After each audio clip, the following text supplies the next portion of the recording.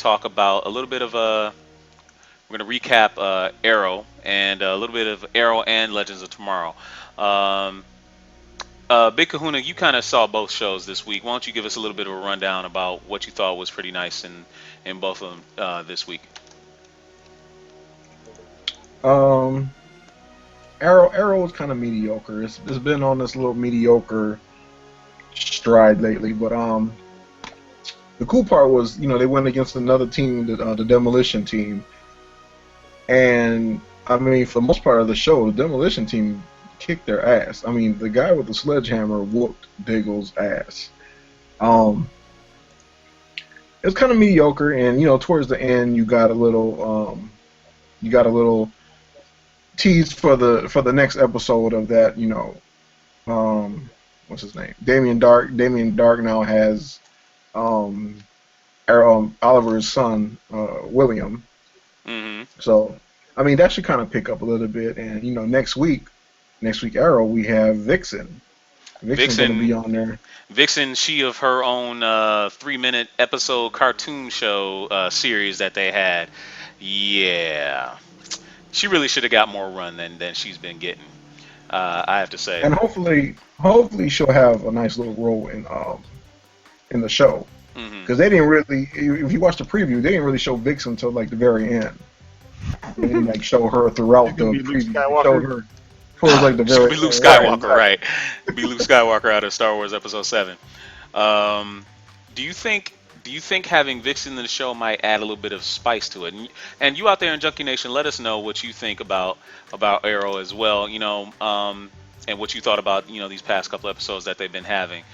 Do you think adding Vixen is going to give the show a similar kick that Constantine did earlier in the season? Yes and no. It'll give it a kick. As far as the comic book fans, I'm sure they're going to tune in to watch it because Vixen is not really a well-known character. Not at So all. we're just a regular Joe Blow watching the Arrow, whatever. That's not going to really do nothing for them. They're not going to, they saw the preview.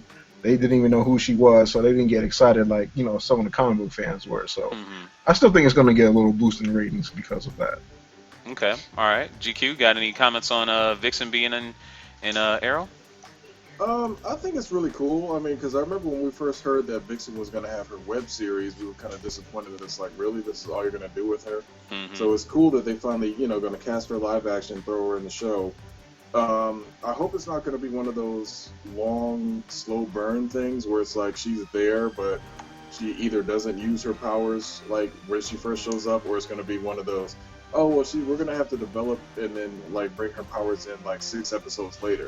It Right. better not be something like that. It better be like either she shows up and let's go, or she shows up at the end of this episode and we're leading into like maybe episode the following week where she's actually going, full board using her powers and everything. Yeah, they better not Goku Spirit Bomb her. Heck yeah. Right. Well, hey, Everybody better Simon says, a good friend of the show, Dave Caldwell, just said, females, will get behind Vixen being on the show because they need something to get behind. Do you follow with that? I agree. Definitely.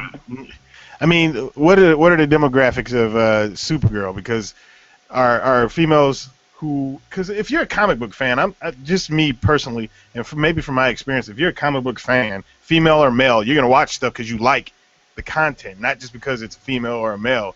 So, I mean, I don't see know, just man. them bringing people into the show because like if you like Arrow, you like Arrow, and because Vixen's there, and how long is she gonna be there? I mean, she's guest starring, right? Are they Yeah. gonna try to doing this to see if they can spin off their own show? No, I- she's a I- guest star. She's a guest star. Exactly. So I don't think that's just gonna bring new people in. Like, oh my gosh, oh they got a female on the show, so let's start watching the show now. So no, I don't think so.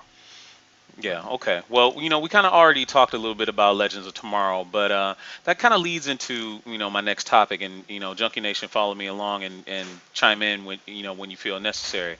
Um, as far as Arrow, as a show this season, um, it hasn't been, it hasn't been like must-see TV for me lately. And I know some of you guys have kind of felt the same way. In various Facebook groups I've been in, I've kind of been following along that same path that, ever since The Flash came and, now you got Supergirl and you got now the Legends of Tomorrow, Arrow seems to have kind of fallen down into the dumps. Like it's the least favorite of the DC TV shows. Even Gotham seems to be more popular than Arrow nowadays. Do you guys got any thoughts about that? Well, Well, what about Okay, so I like Arrow, We know. and yeah, and it does seem like it's calming down a little bit because like the other shows are getting excited, but I'm still they started the season out with a who done it. We need to find out what's happening, and that's what's keeping me interested. And so far they haven't strayed too far from getting to that point. And if they did stray really really far, then we'd have a problem. But Well, they well, haven't we'll put really it like strayed this. that far. Well, let's compare a little bit to the Flash. The Flash has a similar thing going on. We touched on it yesterday in the stream about who is the man in the iron mask, who is Zoom. Those types of things. They seem to have been really compelling. Now Arrow, like you said, has a who done it type thing where who's in the grave, we don't know.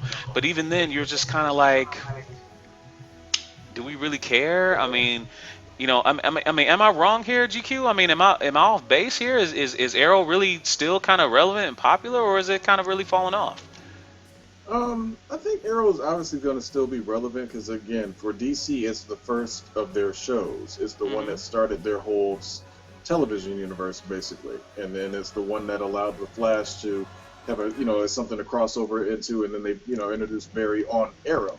So it's one of those situations where it's kind of like, yeah, the show is starting to get long in the tooth. Some of the stuff that they're doing is kind of questionable, but for a lot of people, it's still that original show that got them into maybe possibly watching some of these other comic book shows. I know Daikuchi, part of the reason you like that show is because it's really the Green Arrow, knowing green is your favorite color. Yeah, that's right, baby. But it's the show is good. I mean, like I said, I've only watched the episodes that have been crossover episodes, or for example, the Constantine episode. I need to really sit down one of these weekends and just binge watch the entire series so far. So, Because go ahead. if I get what you're saying here, you're saying that Arrow suffers from She-Ra syndrome. Because remember when we were growing up, the only episodes of She-Ra we wanted to see was when He-Man was in them. So, is that what Yeah, you're saying? I think so. Because if you look at it, like, okay, let's be realistic about Arrow as a character. Yes, when the show first started, we were all comparing it to basically Batman with a bow and arrow running around Starling City. So it was like, okay, well, you got the wannabe Batman thing going. Now that they finally just seem like they want to embrace the Green Arrow character, you're running into the problem of, okay, well, wait, how many villains does he really have to fight? Mm-hmm. So once you get into that, with a TV show, it's very dangerous to like have a character that doesn't have a lot of villains to really pull from. So now you have to get guest stars and all these other sort of things to kind of keep it going. Which, again, I have no problem with that. It lets DC's cinematic universe grow and expand and continue on. And I like the fact that, like, it's become a hard thing to keep up with all of these shows. Because before, back in the day, it was really just Raw and SmackDown. Like, those are the only must-see shows of the week. Now it's not even so much wrestling anymore. Now you've got Monday would be Gotham. Tuesday is like Agents of S.H.I.E.L.D. and Flash. Wednesday is Arrow. Thursday is Legends of Tomorrow. I mean, it's like the fact that the week has become so packed. It's a good thing for like the fans, but Arrow is just kind of, I think, it's the fact that so many new shows are here now. Arrow is starting to feel kind of old because of Big the fact Kahuna, that, got anything to say about that? yeah. Well, me personally, I still like the Arrow. I watch it every single week. It does seem like it kind of slowed down after the Ra's al Ghul storyline, Mm-hmm. and also, since he's become Green Arrow, because when you watch the show, you notice his change too. If you look at the past seasons of Arrow, Oliver was always high-strung, so easily pissed off, always blaming himself, taking the world on his shoulders, kind of thing. And now you see him; he's more calm, friendlier, team player. He doesn't blame everything on himself now. So it definitely there's some kind of change into the show, and it has kind of plateaued, a little bit. But it's still one of the things that's keeping me interested too is I want to know about Damien Dark. I want to know about how he got his, this magic that he uses now, and all the little other mysteries too, and just like from the stills that we've seen before, who is it that dies? When you see in the beginning of the season, they promo that they show Oliver at a graveyard in front of a tombstone. They even promo Barry Allen's there, mourning it, and in one episode they show Oliver getting to the limo, and Felicity's in there, and Felicity was like, you know what you have to do, you have to kill Merlin. So it's like there's another whole mystery with that on who is that that's in the grave. Okay. Now So, Simon says, is Arrow still kind of must see TV for you, or you kind of checked out as well? Um, no, I'm not checked out just yet. I'm still trying.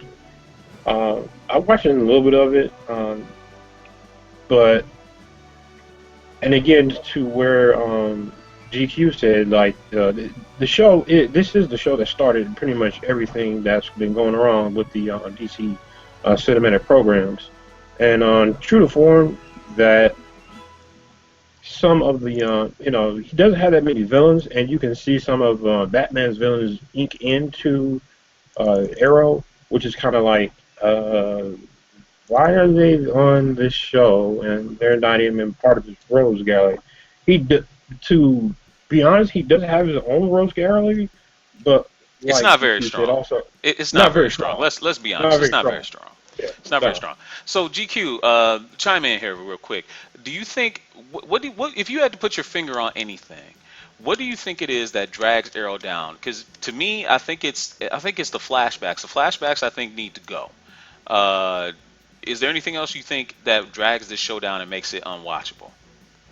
Um, well, again, like I said, I haven't really been keeping up and watching it, but the things that make a show unwatchable to me is, yes, if they spend too much time, flashing back to the past, flashing back to past events, flashing back to something that happened earlier in that same set of episodes or whatever.